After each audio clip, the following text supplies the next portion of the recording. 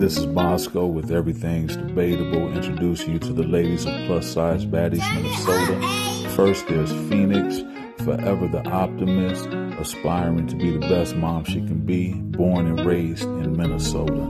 Then there's Tracy Lee, the aspiring author and business mogul, who feels that her winning personality will rule over viewers, born in Louisiana, now residing in Texas. Speaking of Texas, the next lady's musical influence comes out of Houston, where she hopes to move back to someday. That's the talented DJ Scruella on the ones and twos. Anyway, what we're going to do right now is get into some of their interviews. Let's get right into it. I'm more done up than this, but you're going to get the real, I guess, raw, uncut version of Phoenix, because I feel like a baddie can do that. Let's put it that way. I guess that's what I feel like makes me a baddie, because I don't need the makeup. I don't need the razzle dazzle. And I also feel like what makes you as a person or me as a baddie is just how I feel about it. I'm one of those, I'm a bad bitch. Naturally, just being me. What I plan to gain from being on Baddees is just a new experience. Wanted to try something new. Wanted to see what it would be about, how it would go about doing it. Didn't really think about it, period. Let's put it that way. I didn't think about it. I just did it. I wanted to see how it would be done. And then growing up for me was a bit different.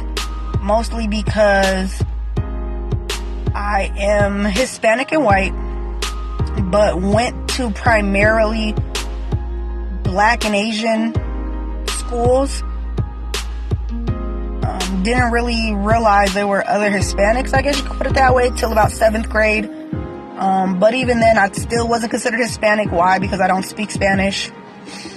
My dad is white, so what's the point? Don't speak it at home. My mom doesn't speak any Spanish, so I'm kind of going from there. Again, I am just getting off of work, so again, still very cute, still very baddie. Just no makeup. No makeup. And I love that for me. I'll even put it in the light. Very much bad. Wait till you get another interview with the full effect. Being a baddie doesn't just go by my appearance. Being a baddie essentially is a lifestyle. Being a baddie is honestly being a boss. I talk like a boss, I act like a boss, I look like a boss, I work like a boss, I carry myself like a boss. And that's what makes me a baddie. What I wish to gain from the show does not consist of more fans, more followers, and things like that. I feel like what I want to gain is way bigger. I want women my size and young ladies my size to look at themselves and be proud. Not only when they see me on the screen, but I want them to be proud of themselves in the mirror. That is what I want to gain from being on the show. What I want people to know about me is I'm very genuine, I'm very fun, my personality is through the roof. I go where I'm celebrated and not where I'm tolerated. And I don't tolerate no disrespect at all. For me, life growing up was crazy, but in a good way though. I have the blessing of being the youngest with over 10 siblings. So it was definitely a lot of waiting on the bathroom and, stealing clothes and that kind of stuff. But I definitely got to see them make mistakes, and I got to see them right their wrongs, It made me who I am today.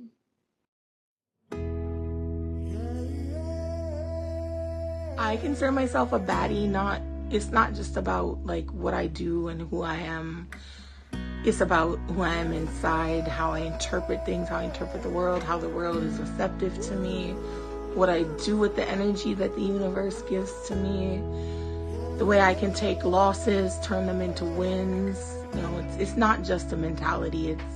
To me, being a baddie is internal and external. I hope to gain a sense of camaraderie on the Baddies, and I haven't had many relationships with females, so I'm really hoping to also develop, some relationships with women, learn how to navigate such said relationships.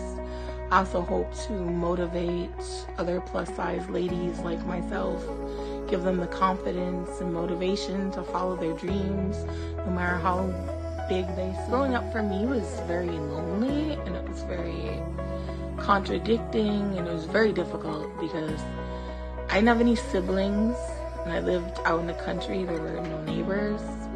I didn't have any friends. My father had a very bad substance abuse problem. And my mother, I didn't have a mother. So I was raised by two grandmothers, and one was very wealthy and the other one was very poor. So it was very difficult for me to find a sense of self and figure out where I belonged, being shuffled between these two different socioeconomic statuses.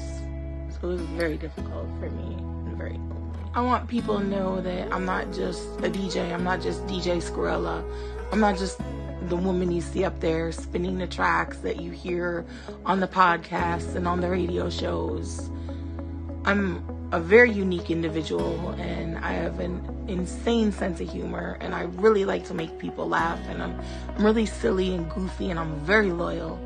I'm a wife, I'm a mother to a disabled child, I'm a nurse, I give back to the community a lot, and I just want to see everybody win.